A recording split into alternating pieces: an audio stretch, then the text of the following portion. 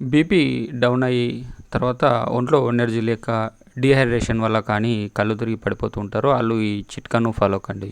So తద్వారా మీకు ఎప్పుడైతే ఈ సమస్యలు వస్తాయో మీరు వెంటనే ఇన్స్టెంట్ ఎనర్జీ కోసము ఈ యొక్క జ్యూస్ను మీరు తయారు చేసుకొని తీసుకోవచ్చు.